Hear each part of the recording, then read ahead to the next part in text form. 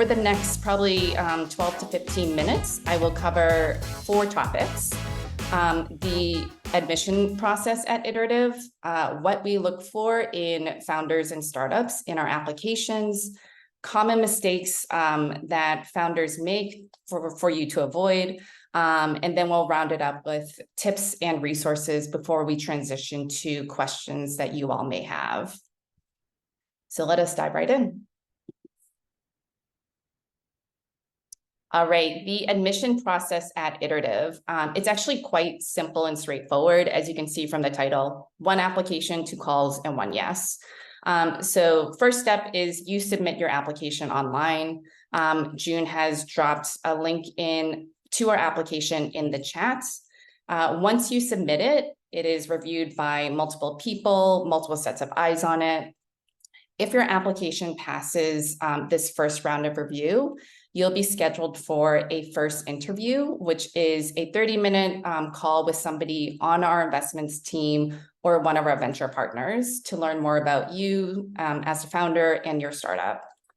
If you move on to the next round, you'll be scheduled for another 30-minute call with either Brian or Sue Ken.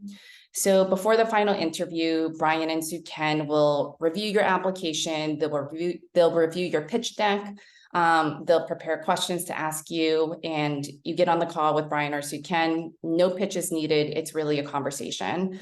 So they want to learn more about the product, the problem you're trying to solve, your business, and get a better sense of who you are as a founder and how you think.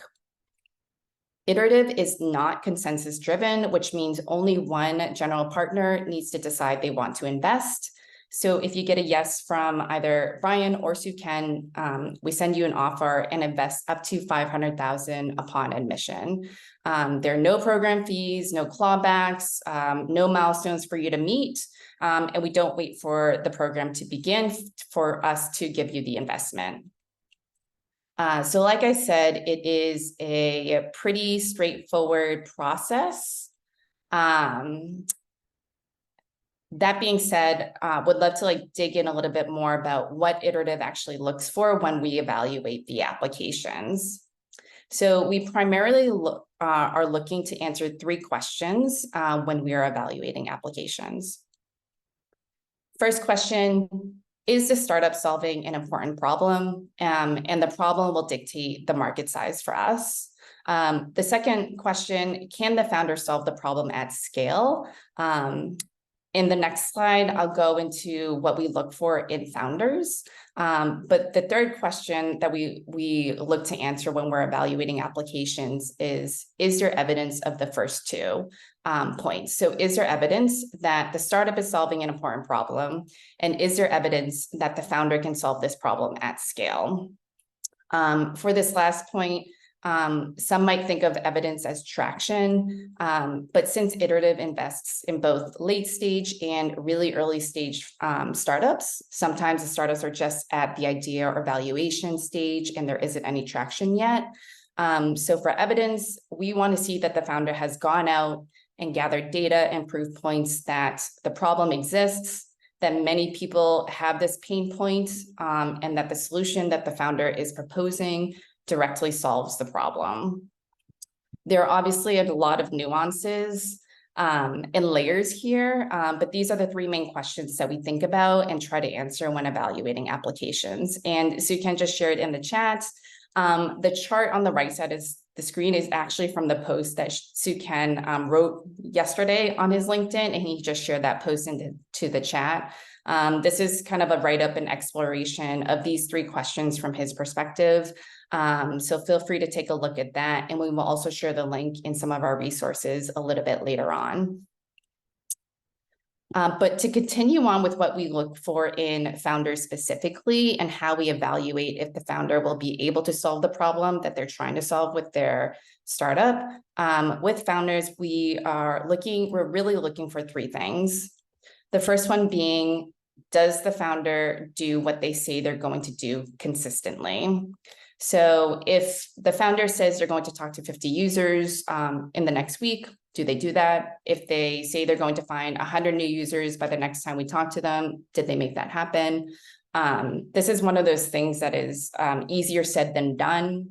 In order to be good at consistent execution, you need to not just be action-oriented, you also need to be able to think carefully about what you're committing to, be able to plan well, be able to execute well, be able to problem solve well. So again, easier said than done, but if you are consistent in execution, we think that's a marker for you being a strong founder.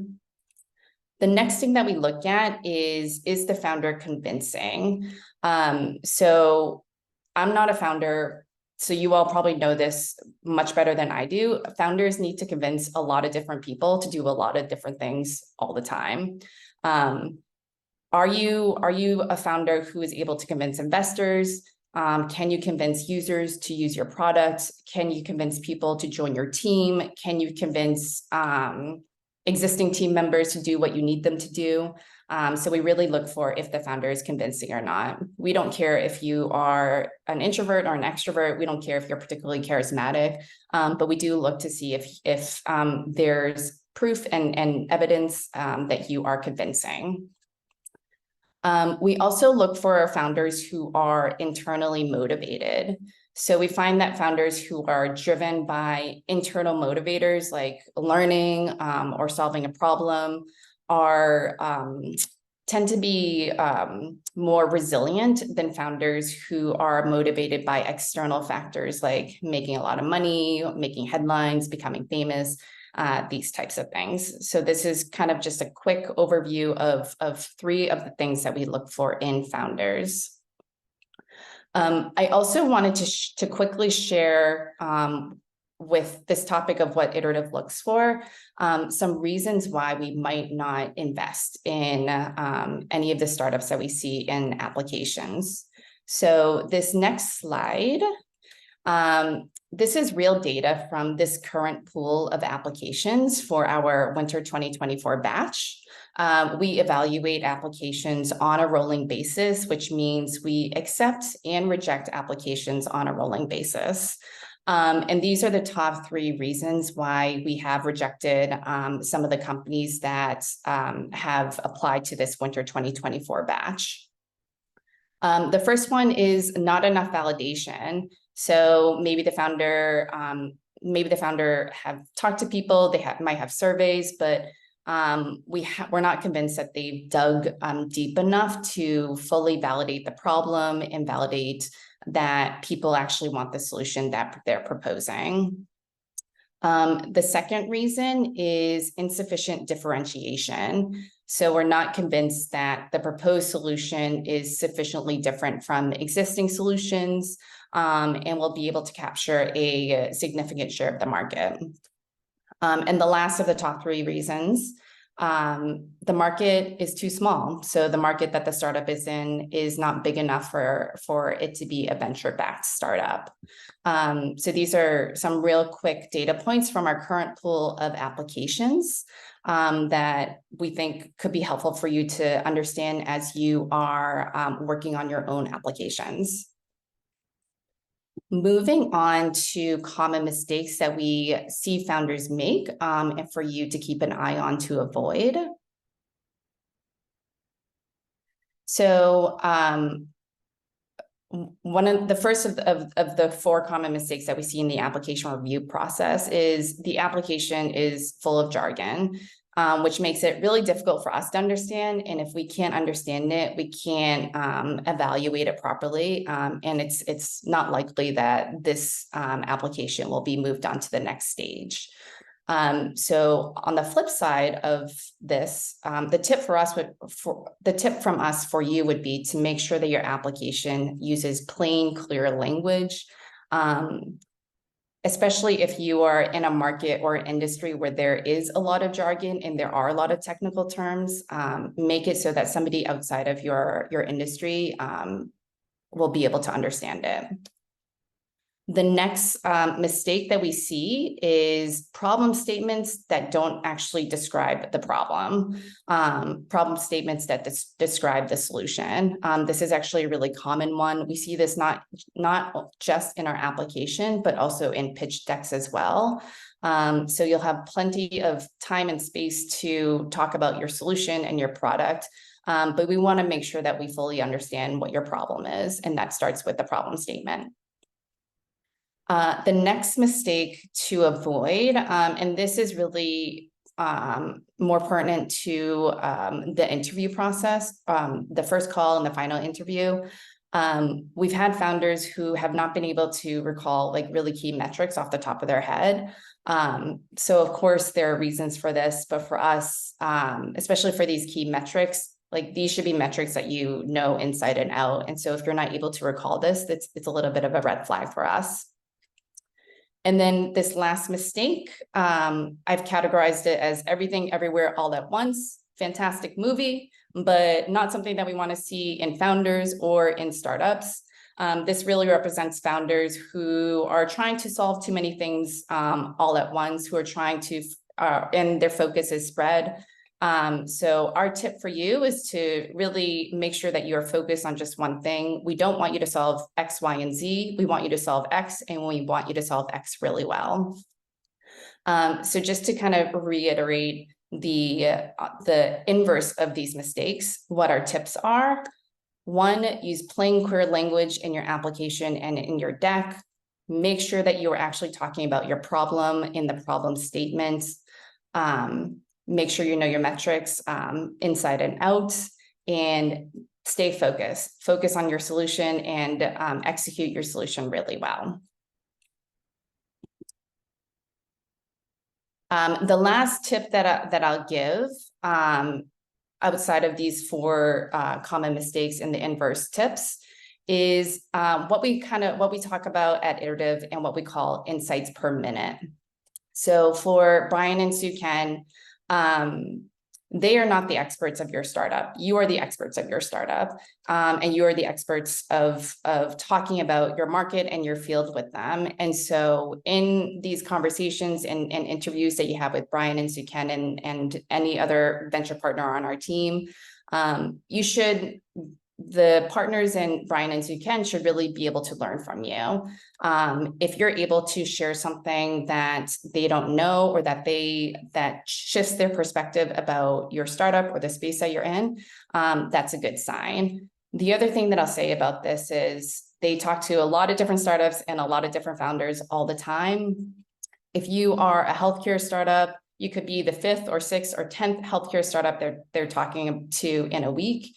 And if you are sharing something that none of the other healthcare founders have shared with them, that also makes you stand out among the bunch. So sharing rare knowledge is always a good thing. Understanding your space and being able to show evidence of that is always a good thing. And let me now shift to the different resources that we have. So I won't go into too many details here on this slide, but these are all the resources that we have publicly available to all of you, and that we will share after this event today. If you have any questions, I encourage you to read our frequently asked questions. We also have a guide to show you why we ask the questions we ask in the application and what we're looking for in each of those questions.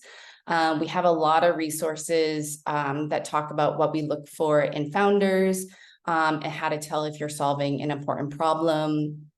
And then we also have, we're also very transparent about what our standard deals are and details about that. So again, we can share all these resources with you after the call, but these are definitely resources that are available to you and that you should read through and review to help you in putting together your application. And with that, I think we can now shift to Q&A. So Ken, do you have anything to share before we move over? No, I don't think so. I think we can kind of get to everybody's questions and kind of like answer it from there. I was trying to think, do I have any kind of like wisdom for people who are kind of applying? Probably not. I think maybe the thing I will say is that, look, I've been in your guys' shoes lots of times, and the process is, look, it's not fun. I never enjoyed it, right? It's something you kind of have to do. And so our process, I think, is hopefully as kind of like painless as possible, but there's always some necessary amount of kind of like pain, and we have to ask you tough questions and all that kind of stuff. And so, but we acknowledge that, like, look, this process can be kind of like scary and can be nerve-wracking, having people kind of like drill you with questions all the time. And so hopefully after the session, maybe it'll be a little bit less scary. You'll kind of know, what to expect and how we think about stuff. And so hopefully that's kind of like the outcome we get from this event. But yeah, I'm ready to answer questions. Awesome. Yeah, we are definitely approaching this as knowledge is power for you all. And that includes answering your questions right now. So with this first question, how many applications have you received so far? Let me pull it up right this second. Real-time information. We are at 847 applications. And climbing. And climbing. There will probably be quite a rush because the deadline is on Monday. And so I think we're going to get over kind of like 1,000 here.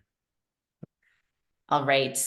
Next question. How do you determine a founder is fit enough to solve the problem? How do you weigh experience, especially for younger and first-time founders? Yeah, I will actually kind of answer the question, but if you guys want a kind of like a longer kind of answer about this, I'm putting this into the chat. I actually wrote a blog post of kind of like what we look for here. How do I determine this actually kind of like on the call? So a couple of things. One is there's the easiest case where if the problem that they're solving is something like deeply technical. And so if it's like a deep tech startup, then look, you're probably going to need some sort of kind of like advanced degree in that. Most people who start companies are not working on a deep tech one. So let's put that one aside. Look, most of it is a couple of things. One is like, and a lot of the stuff that Melissa covered, how well do we feel like you understand the problem? If you're like, I want to solve world hunger. And I'm like, great. What is keeping people from getting enough food? And you're like, I don't know. Then I'm like, okay, well, you're not going to be able to solve the problem because you just like don't understand it very much, right? And so the first part is like, okay, do they have a good understanding of the problem? And can they kind of like go deep talking about it? The second part of it is, can they plan and strategize? And so even if you have a good understanding of the problem, you got to be able to come up with some sort of strategy or plan on like how you're going to go about doing the problem. We can have a very long conversation about that actually. And a lot of that is just kind of like, how do they think about the problem? Are they realistic about what they can do? How do they kind of overcome challenges and all of that kind of stuff? And then so we can have that conversation on there. The question that I like to ask, I'll just give you guys all the secrets and questions that I ask on these calls. Like the question that I ask all the time, all the companies, regardless of how quickly they're actually growing, is what's keeping you from growing faster? Right? For all startups, growth is the thing you're like trying to manifest into the world. And so if I ask you that question, you've never thought about it before and you don't have an answer, then I'm kind of like, what have you been spending your time thinking about? Right? Because I mean, even at Iterative, I'm like, Melissa and June we're all in the recruiting team together. I'm like, what is keeping us from getting more applications? Right? And is it like people don't know about us? People don't know about us. Like we need to target a new customer segment. We should be doing these in Bahasa and like Thai. Like, what is it? Right? And so there's lots of ways that we can kind of like tackle this. So anyway, I can go in a very long conversation, but they'll give you some hints. How do you weigh the experience of younger and first-time founders? I don't weigh it very much. Look, by definition, if you're younger and you're a first-time founder, you just don't have that much experience. But I also don't think experience is the most important thing when it comes to founding companies. As we like to kind of like say, the joke in the Valley is, what's the best advice you can give first-time founders? And as the joke goes, it is to become a second-time founder. And the reason why that's the joke is because no experience really prepares you for being a founder except for being a founder. And so at that point, we just kind of like, so we don't value experience too much. The thing, especially for younger and first-time founders, is we just look at potential. Like, do we think this person is very high potential and is likely to be a good founder, given kind of the right kind of like guidance and experience and that kind of stuff? And so that's where we spend most of our time kind of like looking at here. And again, I can go into a long conversation about that, but yeah, we invest in a lot of shockingly young first-time founders, and so this is not a problem. Awesome. I hope that helps you out, Roy, with your question. Thank you for asking. Next one, how long does an average application get looked at in the initial screening and review process? Ooh, I used to, for the first 2.5 years of Iterative, I actually looked at every application we got. Like, I personally reviewed every single application that we got. I don't look at all of them now. I would probably say somewhere between, okay, I'm going to say what it actually is, and then let me explain, because it probably feels like it's not that much, but actually is kind of a lot. I would say the average application probably is like 10 minutes right now. And I think the thing that ends up happening with, if you do this a lot, and look, in the past 3 years, I've looked at over 4,000 applications. You start being really like clear of like what you're looking for, and things stand out. And so, I mean, as somebody was kind of like saying, like, I've seen a million dating apps. They're all from Singaporeans for some reason, but I've seen a million dating app applications. And whenever I see a dating app application, I'm kind of like, does the application tell me something I don't know? Do they have some unique insight? Do they have some opinion about dating apps that like I've never heard before, or like I strongly disagree? I'm like, when you're writing these applications, basically what you want to do is, do you know something, or do you have some contrarian opinion that will make the person reading the application being like, oh, wait a minute, I've never heard of that before. That can't be true. Like, that's the best thing that you can kind of like do. If your application is like a dating app and it's like, dating is hard. It is hard to meet people. We should make a thing so that people can meet each other. It's like, okay, I've heard that like 1,000 times, like, next, right? And so you want to be able to kind of like lead with that insight. But probably about 10 minutes. When it was me, it was probably 5. So I think we're better now than we used to be. All right, next one. How much validation is enough validation? Can you give examples? Melissa, can you answer the first part? Because we've talked about this a million times in the validation course. I'll give the other parts. Yeah. So for the first part, there's no formula to this. There's no answer that we can just give quickly about this. For us, validation is, for one, a really personal thing. So proper validation means that you have collected enough evidence to convince yourself that this is an idea that feels promising to you based on the evidence and is worth pursuing. That can be 500, it can be 1,000, it can be any single number. So it's annoying that there's no specific answer, but that's it.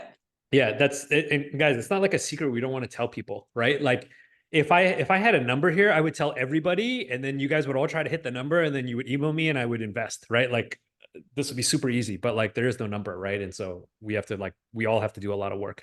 It's exactly like Melissa said. Maybe the one thing that I'll add here is the thing that changes it a little bit, at least from an investor standpoint, is it depends on how much I don't believe what you're telling me. So if you tell me that the sky is green, you better give me a lot of evidence that the sky is green, because I kind of don't believe that the sky is green, right? Now, if you tell me the sky is blue, you don't really have to give me much evidence that the sky is blue, because I'm like, yeah, look out my window, I'm like, the sky is also blue, right? And so I think one way to kind of think about this is, if you are working on something that is very contrarian, then you sometimes kind of need more evidence. But by the way, if you are working on something that is super contrarian and you have the evidence, you are probably one of the most valuable startups to have like come out. Because that's always the thing. It's like, if you know something or believe something that nobody else does, and you end up being right, you are super valuable, right? But you got to be able to like do that. Give examples. I mean, hard to give examples just because there's kind of like no like rule or like law here. But look, sometimes people sign up with just kind of like people. We invest in companies that are like have, I don't know, some number of signups, or, you know, some number of like one customer or something like that. So I don't know if there's like examples that really are going to help anybody, but we invest kind of all up and down the board. It just kind of depends on a lot of the other factors. We don't invest on just validation. Like, the form would be pretty easy if it was just like number of signups and then you just submit that. But like, we look at a lot of other stuff. Awesome. I hope that was helpful for the person who submitted that. How does Iterative validate the market size? Do you go with the startup shares, or does Iterative conduct their own research? None of the above. And let me tell you about why. And then this is great. I like wrote all these posts about questions that people are asking. I can just like plug posts. Here, this is a very more well written out part of this. We think about market size as in how important is the problem. If it's an important problem, there's a large market for it. A very important problem is a problem that a lot of people have, and it's very painful for each individual person. Right. So we think about market sizes that way.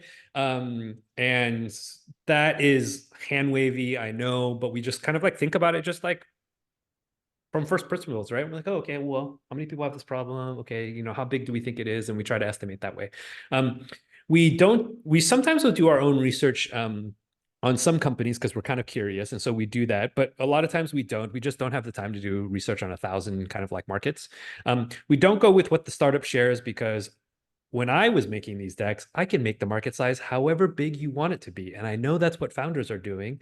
And so we would rather just be like, you're making it up. We know you're making it up. It's fine. Like, we'll just think for ourselves on this. So we don't, I literally just skip through the slide where they say market size. And then we just try to look at it this way. But yeah, the blog post kind of explains this well. How important is it to bring in a technical co-founder when it comes to evaluating our application and pitch deck? Oh, like the startup has a technical co-founder. I think that's what they're saying. I think that's what they're saying, right? Helpful, but not necessary. Look, I think for early stage startups, a lot of what you're trying to figure out is like customer discovery. And so oftentimes building the app is like the second thing you do. Actually, it's the third thing you do if I'm thinking about it. The first one is figure out kind of like who needs this and why do they need it. And then you want to figure out how to reach those people. And then the third thing is like build the thing. It's helpful, but it's not as big of a deal. I feel like sometimes people make a really big deal out of this. They're like, oh, can't do anything if they don't have a technical co-founder, and just not true. By the way, if you figure out who the customer is and how to reach them, then try to get a technical co-founder, you will get a significantly better technical co-founder than if you do it before you do those things. All right. Next question. I have been working on an idea since only a week ago. I am yet to validate the idea. I've spoken to a few users and have started a survey. Should I apply? Yeah. And look, the reason why I kind of like say this is there's no harm in applying, right? There's like no downside.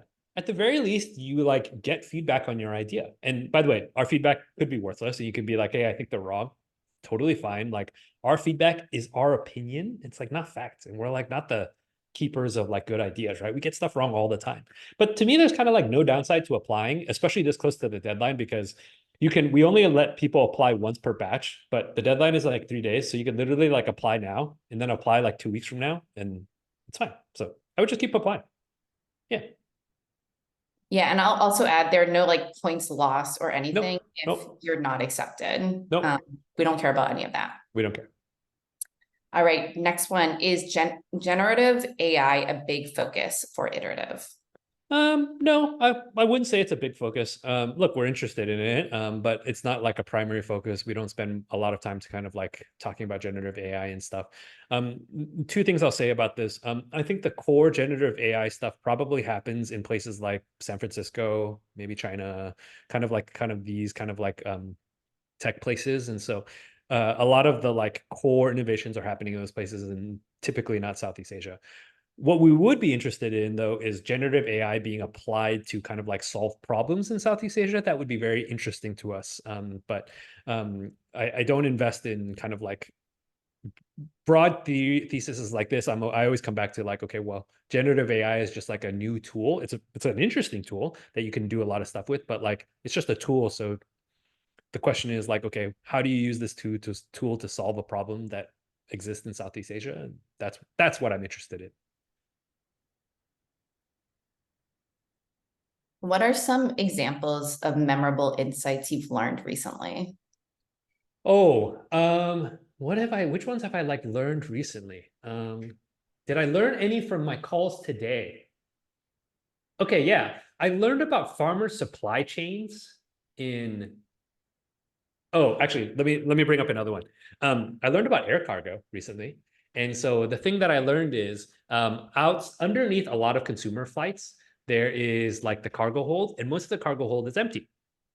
And apparently this person thinks there's going to be a really good business if people put in there. And I was like, wait, I don't understand. Why doesn't the airline just like do this? And the thing that they said is it is operationally challenging for them because they have to spin up a new business unit in order to kind of like take orders, but planes prioritize customers. And so unless the stuff is loaded in a very short window of time, the plane will just take off. And so you have to like, this space is there, but it's very hard to get stuff into the space because they're always prioritizing the customers. And I was like, well, it can't be the unit economics can't be that good, right? Like, why don't people just use FedEx, and FedEx has its own planes and all that stuff? And they're like, it's because airlines have better unit economics because they already own the planes, because they got to do it for consumers. They already staffed the plane. So the pilots are already booked for, they're already paid for, and all this kind of stuff. So this is just like profit on top. And I was like, And then I was like, yeah, but there's more there's more oil used, right? Because it's like airlines charge me $30 to like use more kg. And the guy was like, that's just their marketing ploy to get more money out of you. Like, it doesn't actually make that big of a difference. And so then I was upset at airlines, but then I like learned this new thing about this like industry that I didn't know anything about. And I was like, oh, it's kind of interesting. So I don't know, like that kind of stuff. He clearly knew way more about this space than I did, which is what he should be, because I don't know anything about it, right? Yeah, that's a good example, Sukan. Yeah. Cool. Are there any pitching sessions, or does the process stop until the application form is submitted? There are 2 calls that Melissa was talking about. So you'll talk to one of our venture partners, which is either somebody on our team or a previous kind of like iterative founder, current iterative founder, an iterative founder. And then the second call is either with Brian or I. I don't know. I never do this. I think Brian rarely does it. There's no real pitching involved. I just would rather have a conversation with you. Like, I can look at your deck beforehand.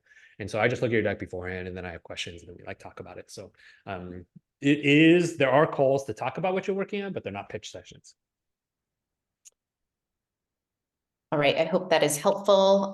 This next question, I think you're asking if we prefer B2B or B2C, or if we focus on B2B or B2C. So let us know if I'm misunderstanding. I think so. I don't really care. Look, I just care about big problems. Like, if you're solving a really big problem and you have like an interesting way to kind of like do it, or you have some insight that other people don't, or you believe something other people don't believe, and you end up being right, then that's all I care about. So solve big problems, believe something other people don't know, or know something other people don't know. And I'm pretty happy after that. I say that, but it's like not easy to actually like know things other people don't know. There's a lot of people in the world, and so it's not that, and it's hard to have a contrarian opinion and be right. Lots of people with contrarian opinions, but hard to be contrarian and right. Is there a maturity threshold that you are looking for in the companies you invest in? I think the question here is how old does a company need to be? And the answer is like, not at all. I mean, we invested in a company that was like 4 days old. So yeah, no problem. Yeah. And by the way, I would love to invest in a company that was like 2 days old. You can break the record. And so, yeah, no problem. No threshold. Yes, the same thing. Yeah, 100%. Yep, to this question. So 100% investing in idea stage. Next question, what percentage of pitches go past the application stage to the first interview? Ooh, I don't know, actually. I don't think Kathy's here, right? I was going to put Kathy on the spot. I do know that the invest rate, so the acceptance rate all the way through the funnel is historically about 2.3%. Yep. And so if we get 1,000 applications, we probably will invest in 23 of them. I got to imagine first calls, it's probably like a third, maybe, is my guess. 25%, third, somewhere like that. Yeah, I feel like that's right, but we should find out because we've gotten this question a couple of times now. All right, we'll find that out. How many startups do you invest in per batch? Depends on how many good startups we get. And so we have no minimum and we have no maximum. We would like to invest in all of the good startups that we can find. In fact, my partner, Brian, would love to invest in like 50 startups if we could find them, I would let him. I think our program would break a little bit, but yeah, no. Typically this batch will probably be 2025 is my guess. How important is the idea really? Shouldn't startups be very willing to pivot at the early stage? Yeah, the idea is not very important. The problem you're solving is very important. The idea tends to be a solution. And so people pivot ideas or solutions all the time, like constantly, right? If you pivot the problem that you are working on, then that's, sorry, if you are pivoting the solution, I don't actually even call that a pivot. It's just like, that's like Tuesday. If you are changing the problem you are working on, that's a real pivot, right? Like that's like you're doing something completely different now.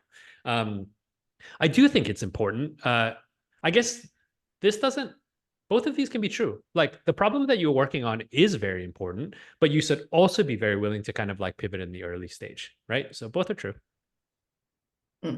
Yeah. Sorry, I think the best way to explain this is it's that whole adage that Andy Grove had. It's like strong opinions loosely held, and the meaning behind that saying is you should do a lot of work to convince yourself of your opinion, so that it becomes your opinion. And then the moment that but you shouldn't hold on to it so tight that in the face of more information that tells you that it's probably the wrong thing to do, you should let it go. So have strong conviction that this is the right place you be in, but be very open-minded and let go if you get contradicting information, contrasting, whatever. Mm-hmm. Makes sense. When is the summer batch application deadline? So the next batch, not this batch. Let me open up our company calendar on Notion. It is 19th of June.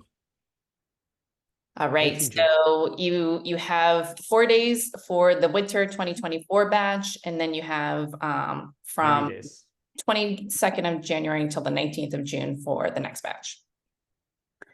All right. I let go of my co-founder as they were not committed. How does Iterative look at this situation?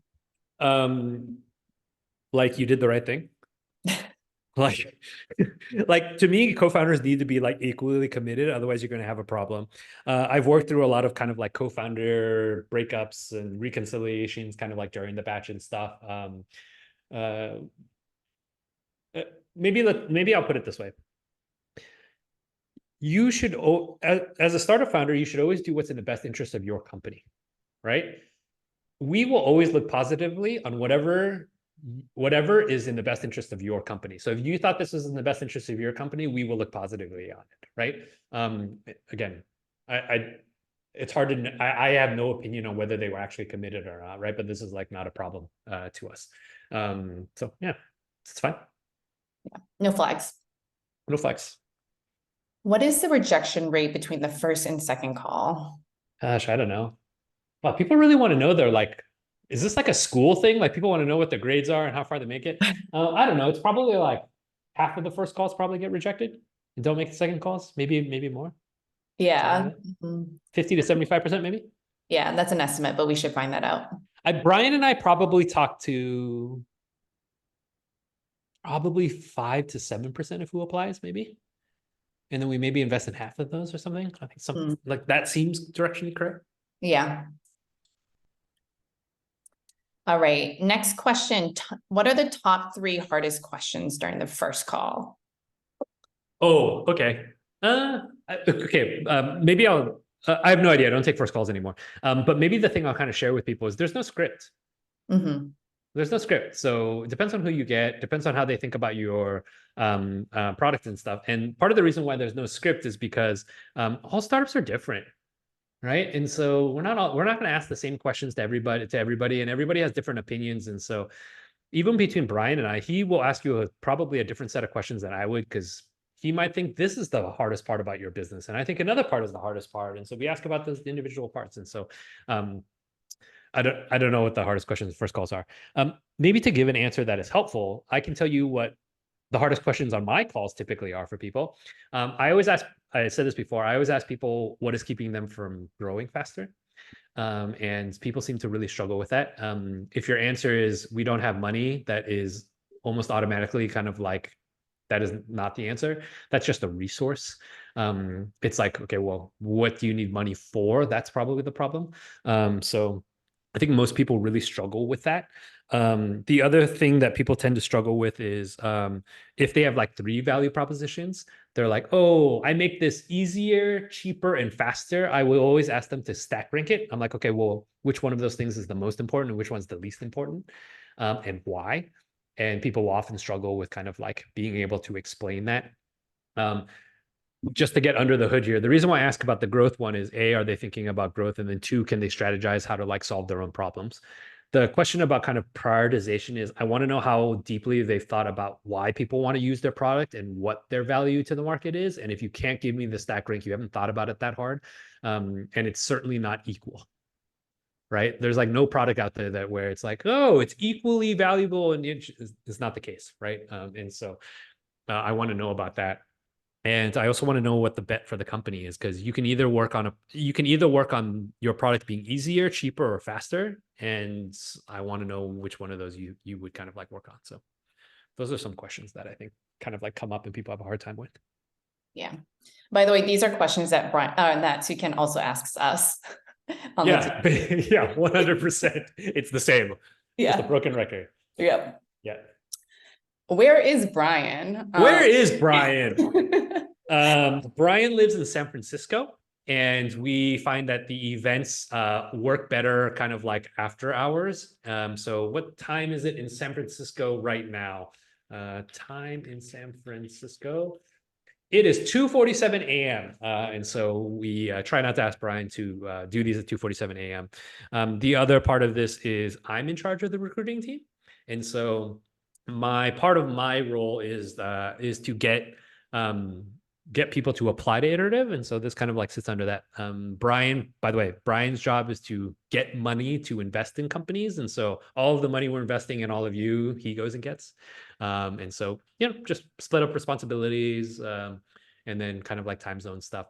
Brian is definitely committed. And, he left being CEO founder of like a, $2 billion company to kind of like work on Iterative and stuff. And so he's still around, just not as outward facing, because I think this is kind of like more of my role.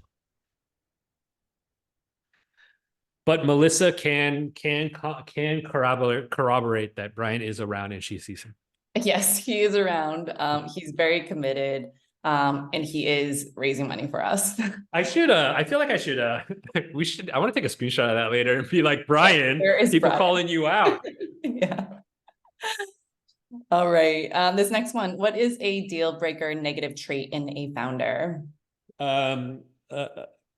The obvious one that comes to mind is just being an asshole. If they're just like not very nice, which most of the time people who are like not very nice, it's actually an ego thing. And so ego is something we like stay very far from. Look, everybody has ego in some sense, but I think the very sinister thing about ego is that it will keep you from kind of like getting better and being open-minded. And I think that just kills you as a founder. Like if you have an ego and you think you're right about everything, like you're just not going to like learn from anybody, and you're not going to get where you need to go. So ego, what is it? In Dune, fear is the mind killer. I feel like in startups, ego is the mind killer. So ego, probably. If anybody gets that Dune reference. Yeah, who else knows Dunes? People read the book? Just me? All right, okay. All right. Read the book or seen the movie? I've seen the movie. Oh, I have such a crush on Timothy Chalamet. Oh, I know. He's worth tuning in for. All right, next one. Is it worthwhile to reapply if someone was rejected the first time, but now there's better traction and an improved product? Of course.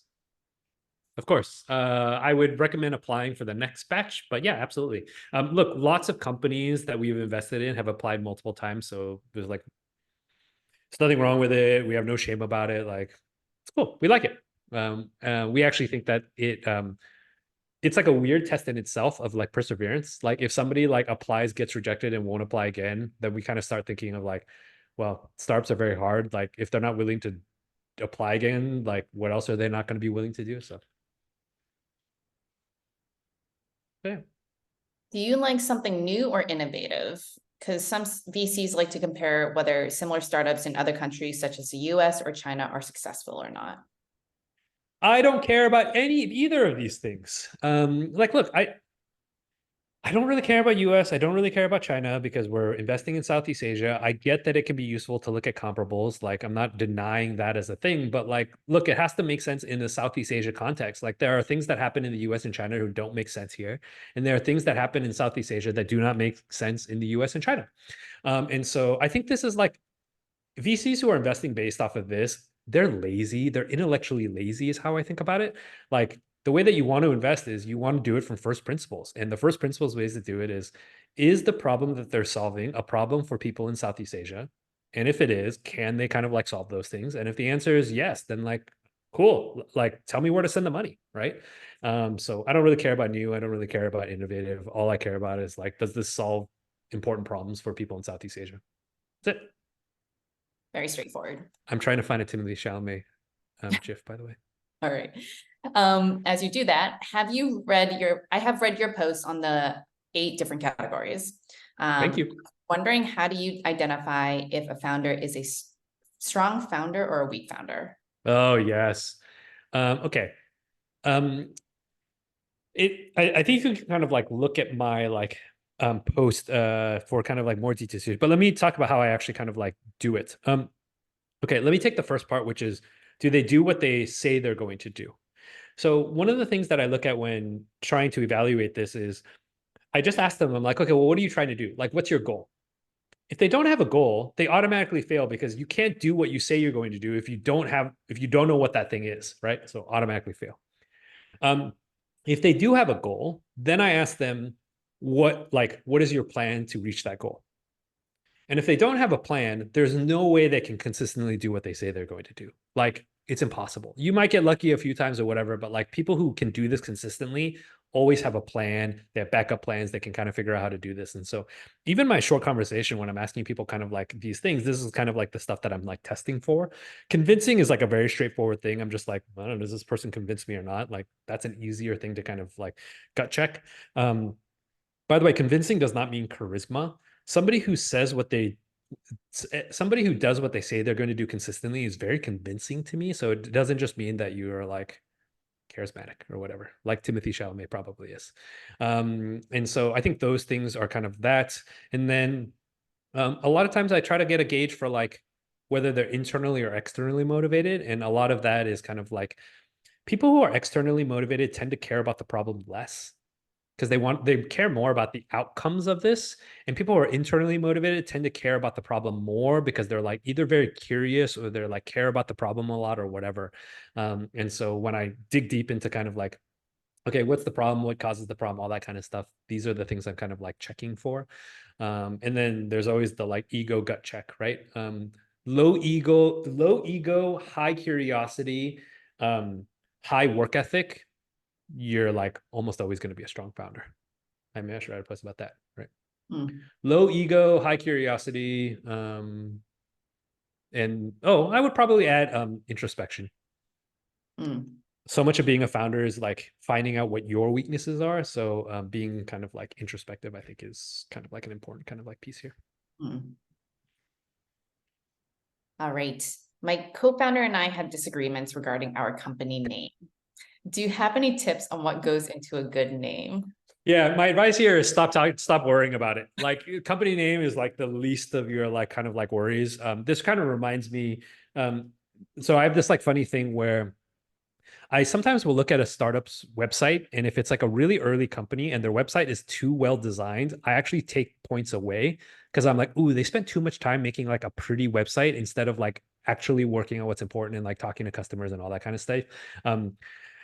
You don't have to reveal who you are. If we got on a call and then this was like the thing we talked about, I would probably have negative points because I'm like, why are you guys wasting time kind of like debating a company name? Just like pick a name, move forward, kind of like figure it out, and then you can kind of like come up with like a name later on or whatever. Names just are, in my experience, kind of like don't matter that much. Tips on what goes into a good name? I don't know, memorable. Two schools of thought, right? It's like pick an actual word or pick up a like made up word. I always like made up words. You can infuse it, but it doesn't matter that much. Don't worry about it. Sounds right. cool. I don't know. Oh, you can go. Dune has a lot of made up words. Just go to Dune and find a word. Actually, but they're all probably taken. Somebody probably like went through Dune and took all the names. Oh gosh. Dune, Yep. a source of many of our answers to many of our questions. Okay, what's You the know, the thought? author and I went to the same college. Oh, really? I believe so. Anyway, I'll look that up. Anyway, I'll answer this question. What's the thought process of investing in Uncommon? So VCs usually invest in tech-led companies that are highly scalable. Did you see them growing fast? Okay, a couple of things here. And again, let's just use the thing I've been talking about. Do they solve an important problem? I think so, right? Women in kind of the workplace and careers, I think, are kind of like under supported. And last time I checked, half of the world population were women. So that seems like it's something that it impacts a lot of them, a lot of people. So check box for me on kind of like how important is the problem. Yolanda is like an awesome founder. She is just awesome. She's like super formidable, and she's the perfect person to solve this. Let's take the drastic other case. If I was starting a Uncommon, I would not invest in myself because I am not the right person to start Uncommon. I don't have firsthand kind of knowledge of the like problems and all that stuff.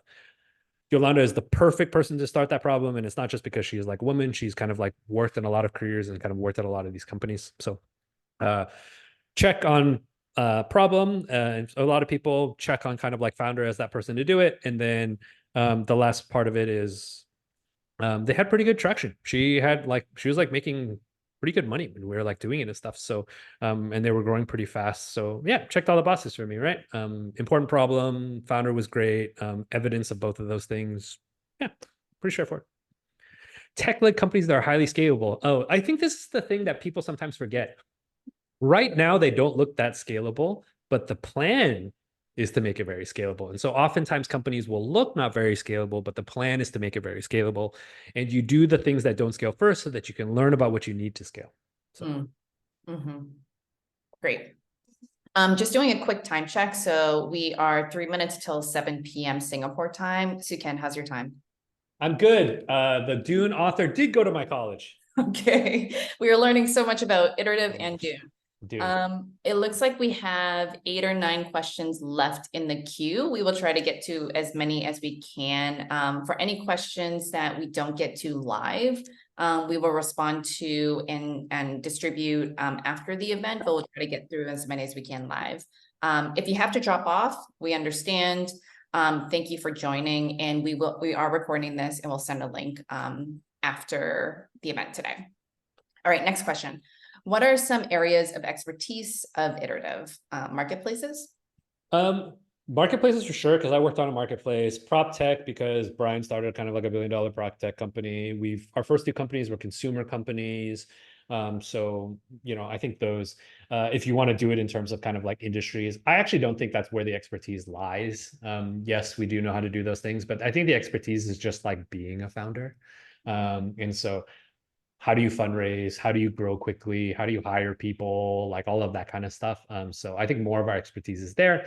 I also think Iterative now is much more than just Brian and I. So we have quite a lot of visiting partners with a lot of their own expertise, and most of them are better than Brian and I. So I think that's kind of like the other piece here. They bring their own. I am visiting partners here. Here is some of the people who were visiting partners before. So you can kind of like see. Yeah, Aaron was on the call earlier, but I think he had a drop. But he's also one of our visiting. What is Aaron doing here? He's curious to learn about Dune. Okay. All right, next question. I'm kind of out of ideas. And wondering where to look for potential startup ideas. How should I go about this? Brian and I made an entire video about this. Hold on. This is what I feel like we should just do now. Next time we'll just like have June just like be dropping just like links to stuff all the time. Hold on. I have it here. Here you go. The very first video we ever made, still with the most watches. So we made you can listen to Brian and I spend an entire hour talking about how to look for startup ideas. Maybe one, I'll just go listen to it. It's like way better than I'm going to give you here. One place that I would recommend though is go look in places that tech people typically do not go. And so like air cargo, the guy who came up with, who was working on the air cargo idea, basically specifically went to go work at an airline to go learn about that space. And that's where he learned all those things. And look, there's just not a lot of people who like know that much about air cargo. So just look for industry. One way you can do this is go look for industries that people in tech traditionally kind of like aren't in, and you oftentimes will kind of like unearth lots of valuable things because nobody really looked there. Nobody really like dug there. So. All right, thank you. But definitely watch that video. It's a good resource. This next one, when can one start applying for the summer 2024 batch? Okay, so the deadline for winter 24 is on Monday. I don't know. We tend to kind of like try to lump. We probably give people a 1 week grace period in the sense that we will like still consider them for winter, but we will not promise we will get back to them. The application deadline on Monday is really like, hey, we will guarantee we will get back to you before the batch starts. So maybe like the Monday after that. I don't know. I'm making this up. We don't have like an actual policy on this, so I'm just like making this up right now. What's the Monday afterwards? 20. The 29th. Yeah, 29th. Is there a way to systematically find a painful problem for a small number of people? It seems like these types of ideas are the best for startups to go after. I kind of agree. And I think sometimes you'll be surprised if you look for painful problems for a small number of people, you then get surprised that it turns out that that problem actually exists for a large number of people. And so this is definitely the place to start. Systematically. Okay. I don't know about system. I can tell you what I used to do. A couple of things that I did. I really leaned into the like hunt in spaces that other people were not hunting in. And I did a few things. One, I bought dinner for all of my friends who don't work in tech and don't work in like banks and like all of that kind of stuff. Like I bought dinner for all my friends who like manufactured screws and like owned restaurants and like all of that kind of stuff. And I just was like, what is your biggest problem? And like I just had conversations with them about that. And I'm just like, hey, how do you solve this? Okay, like whatever, and all that kind of stuff. And so I literally just like went through all my friends and kind of like did that. I actually did it with my dad. I didn't buy him dinner. I make him buy me dinner. But I was like, hey, he works in semiconductor manufacturing. And so I was like, what are all the problems in semiconductor manufacturing? And he offered to actually embed me in some of his teams. And so that was like another angle I was going to go. But I think systematically, I would just go talk to all these people, go listen to kind of what the problems are, add the problems to like a spreadsheet or like a document. And then I would prioritize the problems based on which ones I thought were most promising. And then I would work on like validating 3 of them at a time. You don't have to validate 3 at a time. It's like once you get good at it, you can do it quickly. But like I would validate them 3 at a time. So I would spend my time basically talking to people that generate problems, add them to list, and then spend the rest of the time kind of like validating those problems. And so I just have this like factory of like new problems, prioritize, validate, kind of like keep doing that over and over. And so that's what I did. All right, I hope that is helpful and gives you some ideas to the person who asked that question. Next one, what if the market size is not easy to calculate? Take Facebook. What was its market size when it launched, since it did not monetize until way later? By the way, I would just like to give another update on Dune. The author went to my college and grew up in Portland like me. What? You could have been friends. Except he was born 50 years before me, but yes, or 60 years. Could have been friends. We totally would have been friends. This is the whole reason that we don't look at market size.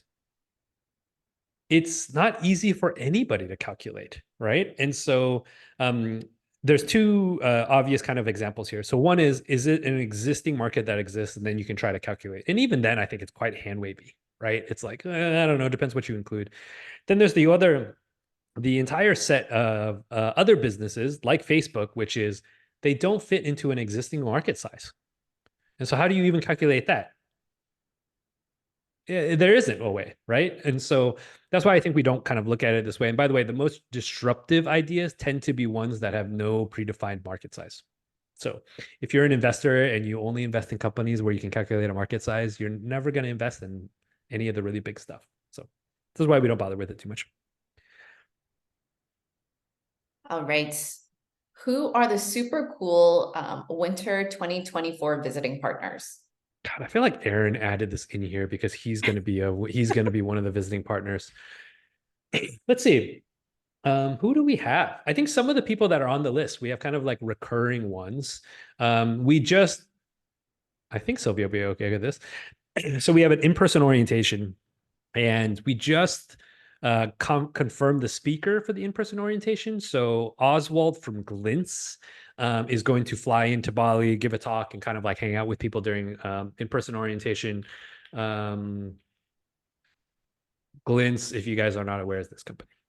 And I'm sure Oswald is in one of these photos, who I've not met before. But so I think some of the visiting partners are kind of similar to before. Everybody has kind of started companies before and done pretty well. And then Oswald was coming to speak at in-person orientation and hang out for a couple of days with all the founders. Once we submit our pitch, will we receive feedback and suggestions? Yes and no. And what I mean by that is you will get feedback on, if we're not going to invest, you will get information about why we're not investing. That feedback that we get is never going to be as detailed as you would like. And the reason why is because there's a lot of applications. And so we can't write super bespoke custom kind of like feedback for everybody. And so that's just the like limitation of like the number of applications we get. You can try to ask for more feedback, and sometimes we can kind of provide that, but it's getting kind of like increasingly rare. So yes, you will get feedback. It will not be as specific as you would like. And it's basically because it's just hard to kind of like give really good nuanced feedback with the number of applications that we get. You had a different bar for non-Southeast Asia based companies. Is this still true? Yes. And what I mean by this is that we invest primarily in Southeast Asia. Somehow Bangladesh has slipped in there. Shout out to all my Bangladesh kind of founders. They've kind of slipped in there. But we do have a bit higher bar for Bangladesh. And then we actually becoming more strict, and we don't invest in outside Southeast Asia and Bangladesh, which we jokingly call Greater Southeast Asia now. And so we don't do that anymore. We might change it in the future, but at the moment we don't.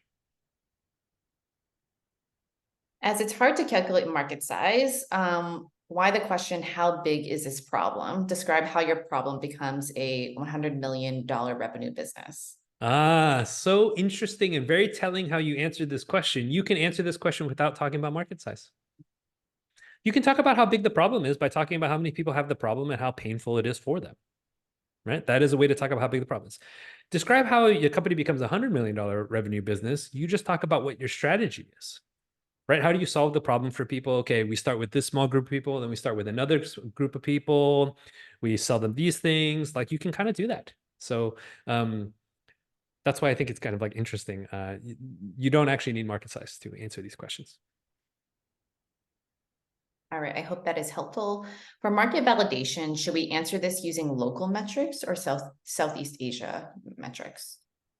If you're talking about market size, we've kind of covered it. I don't really care very much. If you're talking about kind of like validating kind of like your idea in the market, I mean, it's whatever you kind of like have, I guess. It's whatever metrics you have, right? So if you're targeting Indonesian people, then use Indonesian ones. If you're targeting Southeast Asia, use that. But I just want to see some group of people want what you're working on is basically it. So I just use whatever metrics. Use whatever metrics for whoever it is you are targeting is probably the like cleanest way to kind of talk about this.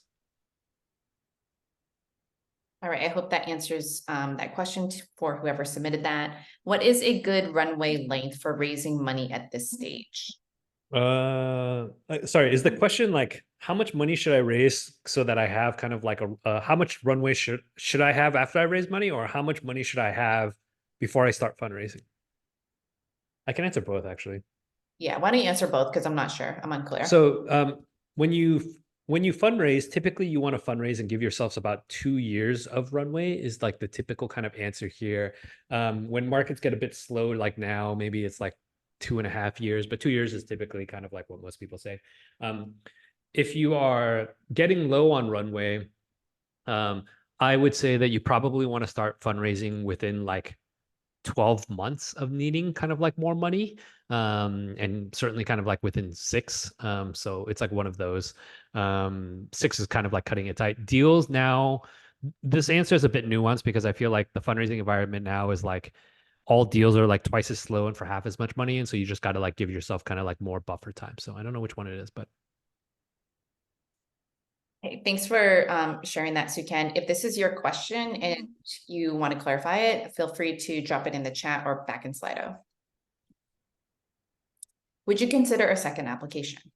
oh, we've had applications that are on their 8th application. Look at them every single time, right? Mhm. I think the max of a company that we've invested in was, there was a company that I think that applied like 5 times than we invested in them. Sorry, it's not a max. That just is like the most that we've kind of like seen. There's no max. You can apply every time you want. Mhm. Is it necessary to have revenue from the business? We have built an app and are going ahead with next steps. No, nope. Revenue was not necessary. Look, for maybe I'll try to answer the like category question, which is there are no rules. There is no rules about like, oh, we only invest in the companies this old. There are no rules about like it has to have this much revenue. There are no rules about like it has to have this much growth. There are no rules. If you are interested in working with Iterative, then you should apply to Iterative. We have built an app going ahead. I would just be like, just make sure that you have make sure you have validation such that it's worth building an app. I've seen so many companies who build an app before they validate, and then they like spend all the time and money building an app, and then nobody wants the app, and like it's kind of just like sad face. And so just validate. That's all. How difficult is it to raise right now? Did the previous cohort all get to raise? I think 6 months ago it was like really, really hard, right? Now I think it's like getting a little bit better. We'll see kind of this next batch. And look, I'll be honest with you guys, not every company in every batch raises, right? I'll also let you in a secret. Not every company in YC raises either, right? And so I think it's just never the case that like every company will like raise money. I want to say that when the market was hot, I think 80% of the companies through Iterative raised at least $500,000 afterwards. That percentage is probably like half of that, and it's probably like 300,000 now at that. But the extremes are always kind of extreme. Like there's always kind of like a couple companies that raise like a couple million. So it's not like linear. It's like very kind of like power law, right? So if you're really hot, you get really hot and you raise a lot of money and you raise quickly. And then if you're not, it's like very hard if you can manage to pull it off. And then most people are kind of in the middle. But we do our best. Mhm. What is the secret to pass the first round of interviews? And why is there only one member from Iterative during the first round of interview? Sometimes there's not even any member of Iterative unless you count the kind of like founders. What is the secret? There is no secret. Maybe I'll kind of say this for everybody is that like, look, there's definitely things we're looking for and all that, but like people are always looking for like hacks and secrets. There are no hacks and secrets, right? The best way to kind of like get an investment for Iterative is work on a really important problem, be somebody that can kind of like solve that problem, and then have evidence of both of those. And so I think that's the thing you want to focus on rather than kind of like, hey, what's the hack or secret here? The advice I would give though is just talk in plain language English, like don't use a ton of jargon, don't make it overly complicated. Just like just like talk to us like we are like you're like parents, like explain it and kind of like just like act like we're not like tech people, right? And so I think that's helpful. You want to be as kind of insightful as you can. And so I think Melissa talked about it, but the insights per minute thing is like, she didn't make that up. That's like a real thing we say to each other. We're like, oh, the insights per minute, we're a little bit low.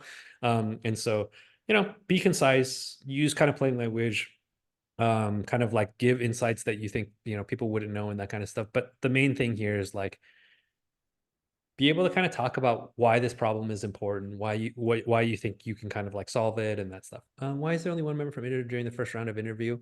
Again, this is just like a scale thing.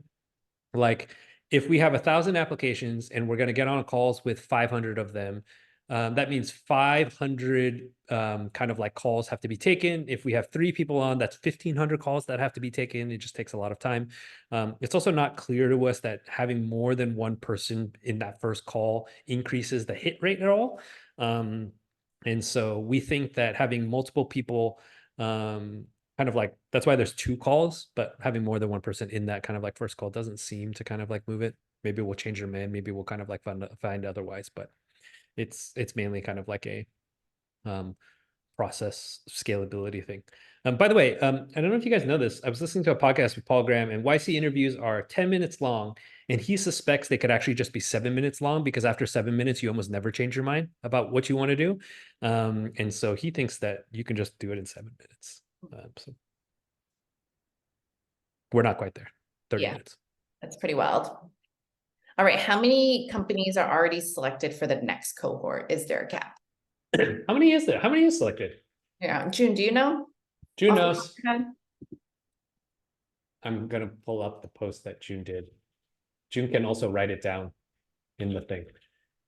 June will give you the actual number, 8-ish. There's no cap, but we're probably aiming between 20 and 25. But no cap. We have money is basically what I really kind of want to say, right? We have money for good startups. We have money and we want to invest. We have money, we want to invest. All right, when will the next cohort start? If it starts in February and a company is selected for funding, how long will the process take? Oh, 24 hours? Like 48 hours? Like the moment that we decide we want to invest and you guys are willing to take our money, we transfer the money immediately. Yeah. Full amount, sign the pay is, we will make you an offer. If you agree to the offer and we all sign, we transfer the money immediately. That's it. Yep. Before the program starts, we don't wait for anything. We don't wait for it to start. We don't wait for your first office hours. There's no buyer's remorse immediately. Very quick. What is your observation about the opportunities of social commerce startups in Southeast Asia, especially reselling? So social commerce was super hot like 2 years ago. I think it was like, what was that? Pinduoduo in China. It was like super hot and everybody was starting kind of like social commerce companies in Southeast Asia. Basically all of them died. And I don't have a good thesis on why they didn't work here. And so I would, if somebody was working on this, I'd be curious what their thesis of like, hey, why did a lot of people try and why didn't it work and why they think they're going to work now. Reselling, I think this is like, if this is your question, is this like circular economy, kind of like reselling, like carousel stuff? Because I think of that as different than social commerce. Social commerce is like, if you don't know, look up Pinduoduo. But yeah, is it like reselling? I think it's fine. I don't have kind of strong feelings about it. I feel like I think it's Asian culture are a little bit less wanting to kind of buy secondhand than I think kind of like Western cultures, but I don't know, it's maybe just like me. I don't actually know for sure. But I'm not that hot on it, but I don't know if I'm not that hot on it, but it's not because I think it's bad. I just don't have that great of a reason to be hot on it. So that's all, but could be. I mean, if somebody has a good reason. Yep. I love Carousel. Use it all the time. I love Carousel too. Carousel spoke to one of our batches and came and spoke to our batches. Yeah. Yeah. Great talk from them last batch. What is your opinion about startup environment in Malaysia? Why do you think it's falling behind compared to? I don't know if the person asked this question because they know that I'm Malaysian. June can also unmute here as another Malaysian. I think Malaysia is one of the worst startup environments in Southeast Asia. And that makes me really sad. Why do I think that's the case? A couple of reasons. One is I think Malaysia demographically is unfortunate because it is not a very large it's not a very large country, and it's not a very rich country. And so like it has 30 million people.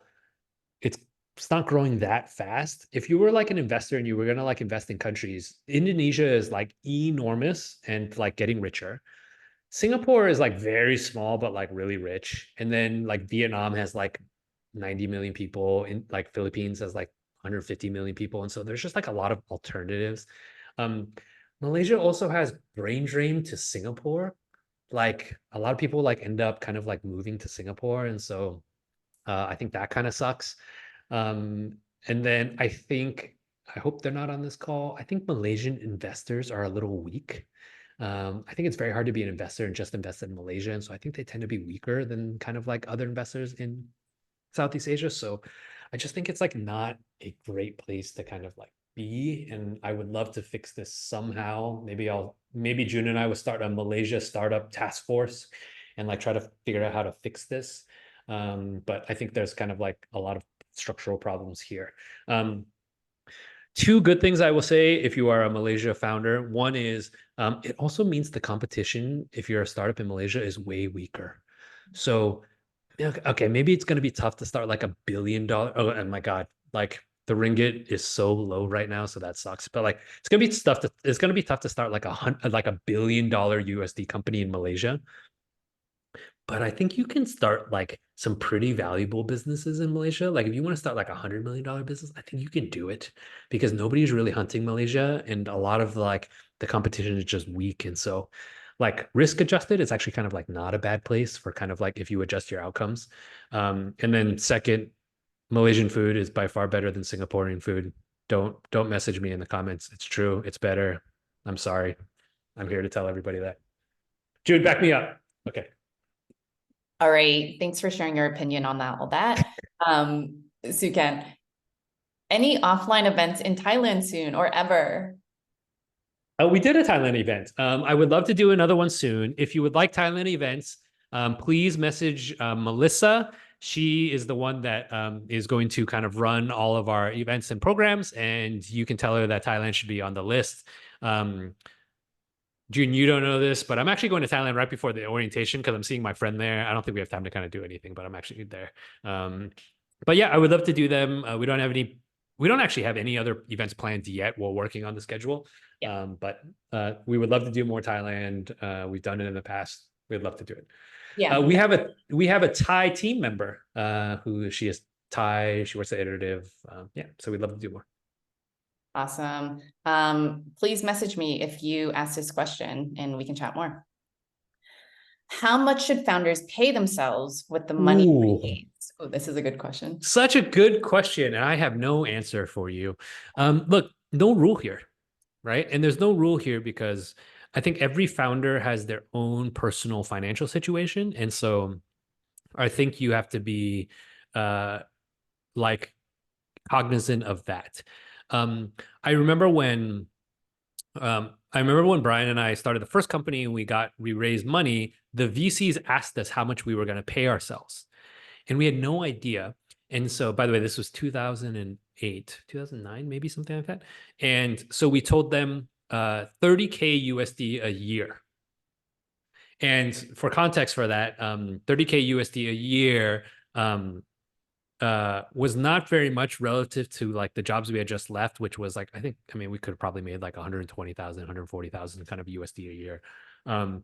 And what the VCs told us, which I thought was kind of like very cool of them, they said, hey, that's really nice that you guys are trying to be scrappy, but we need you focused on the company. And so if your personal burn rate, so again, in the US, we have to live on our own. If you're like paying rent, mortgage, eating out is more than 30,000, please pay yourself more than 30,000 because we don't want you worrying about kind of your not being able to make your bills. Like we need you shouldn't be like making a lot of money on salary, but like you should be enough where you're like treading water and you can kind of like work on your startup. And so that's the advice they gave to us. And that's the advice that I would probably give to founders. Obviously that's more if you're like a single person who's young and living at home. And that's less if you're a single person living at home. And it's a little bit more if you're like have a family. But I think I would do a calculation of how much you spend every month and then try to kind of like get somewhere close to that. Ideally not under. That's my main thing. Awesome. Thank you for that. Next question. If Iterative were to fund us, do you provide entrepass? Additionally, do you require the company to move to Singapore, or at least move the holding company to Singapore? I'll answer the second question because it will tell you about the first one. We don't require companies to move anywhere. And why would we? Like, if you're a company that started in Bangladesh and all your customers are in Bangladesh, you should be in Bangladesh. Like, why would you come to Singapore and like sell to Bangladesh? It makes no sense. And for all of our Bangladesh founders, if they had to move to Singapore, their burn rate like goes through the roof, right? And so, no, you do not have to move your company. We do want you to have a Singapore holding company for kind of like jurisdiction kind of like rules and all that stuff. But honestly, it's very easy and we can like help you do it. We have like people that help all of our companies do it. They can do it in like a day. It's like not a big deal. And since we don't ask people to move, we don't help people with any passes because we don't think you should. Awesome. Next question. If you had to be prescriptive, what are 3 problem spaces you would encourage Southeast Asia founders to explore? Iterative should do a venture studio. Funny story. We looked at doing venture studios before we actually kind of like landed on kind of like Iterative as you know about it today. And the thing that we came up with was when we talked to a lot of our friends who are running venture studios, they were like, they basically told us venture studios are a lie. You say you're going to start ideas and then you're going to hand them off to people, but you're going to find out how hard it is to get other people to work on your ideas. And then if one of the ideas is really promising, you're just going to shut down the venture studio and work on the promising idea. And so they're like, this is just a lie founders tell themselves, but they're going to end up being founders. And so that was kind of like not as interesting. And plus then venture studios, like I don't get to work with any other founders. So it was like not that fun. So no interest in doing a venture studio. I would just give all of my ideas to other people. Problem spaces, encourage Southeast Asia founders to say, my caveat is you should work on what's interesting to you. That is the number one thing. If anything that I say is not interesting to you, do not work on it because you're just not going to last. You're not going to be that curious. I don't have great answers here. All my answers are kind of cliche. Like, I just still think there's so much like finance work and product that needs to get built throughout Southeast Asia. And I would focus actually not on like wealthy people in Southeast Asia. I just think there's so much kind of like middle income, low middle income, who don't enjoy the type of financial access that maybe I'll just say that kind of like I enjoy and kind of people who work in kind of like tech jobs enjoy. And so I think there's a lot of room to kind of like work with those, build products for those people. Education is another piece, which I've invested in a lot of education and they haven't really worked out that well, but I just think that education is the thing that like lifts all boats. And I just think that's going to be really important for Southeast Asia and there's a hunger for it. But I think there needs to be kind of like real more deeper kind of like thought into like how to do education in Southeast Asia for kind of like some of these people. It can't just be like, I'm going to make a Coursera clone, right? It's like, actually, most of these people don't have laptops and don't sit at home and like watch videos. They're like on their phones. And so like, okay, how does that work? So I would personally want to see more finance and then kind of like deeper kind of education stuff. One more, I don't know, maybe those. Oh, yeah, maybe those. There's still so many logistics problems. I mean, these are all kind of like non-new, but there's just so many guys. There's so many problems in Southeast Asia.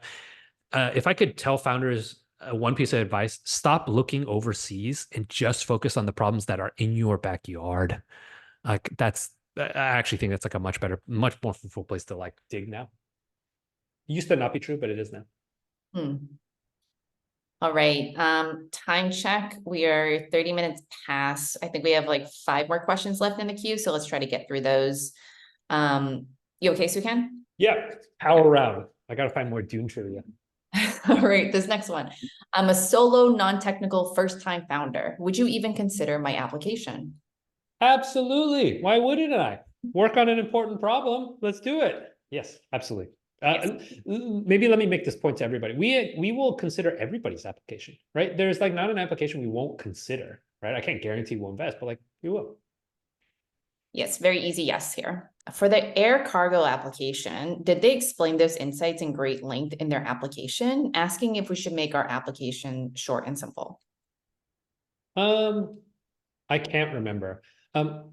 Maybe what I would think, here's how I would think about the application. The application is not a book report. So it's not like be as exhaustive as possible. You want to share enough in the application such that like somebody's going to want to take a call with you. Like that's the trick, right? And so sometimes that can be long, sometimes that can be short. It's kind of like all there, but there just needs to be enough there where somebody's like, "Ooh, I got to learn more about this thing." And so that's how I would think about this. I can't remember how long the application actually like was, but I do think they made the case. I think they were kind of like, hey, like, you know, there's like air cargo thing here, are the problems with it. Here's why people don't know about it. Like they kind of did some of that. Mm. All right, I hope that was sufficient for the person to ask that question. Next one. There is a field for company location in the application form. I am an idea stage founder. What should I mention in this field? Where you're from. Like that's honestly like where it is. I think it's just like, where are you based? That's all. Yeah, I think so too. Yeah. All right. These are 2 repeat questions, but I think folks may have joined later because it got some upvotes recently. So just sharing these 2 really quickly. What is the success rate of applicants passing the first round of interview? We're not sure. We need to. We are not sure. We want to say it's probably like past the first round. I don't know. It's probably like, I would probably guess it's like half of the people make it to a first call. Half of those people make it to like a second call. Maybe we invest in like half or like something like that. I'm not sure. I'm not positive.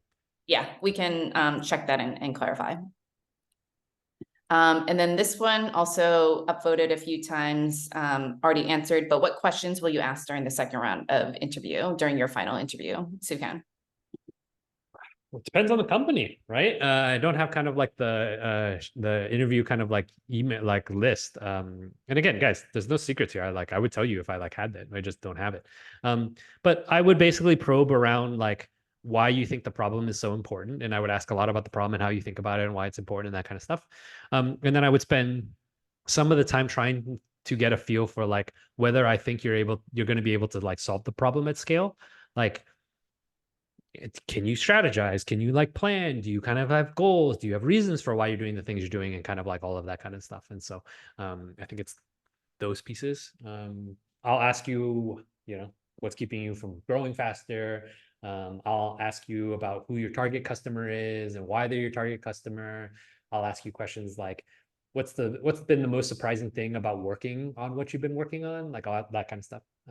But I think, Melissa, I don't know if you've sat in my final interviews, but my questions, like I asked one question and then I asked like 15 questions down that path. And so it's hard to say. Yeah. There's no script that Sukan follows. He asks a question, it leads him to like many other questions, and then it just goes from there. So, all right. Last question, 34 minutes past the hour. This is one that'll make us all feel good. No question, just want to say I and all of us here, speaking on behalf of everybody, really appreciate you doing this. That's very nice of you. Thank you all for spending your time kind of like talking to us, being interested in Iterative. Look, it means a lot to us. We are here to hopefully kind of like help all of you kind of like start a company if that's something you want to do at some point. So hopefully we can be a part of that.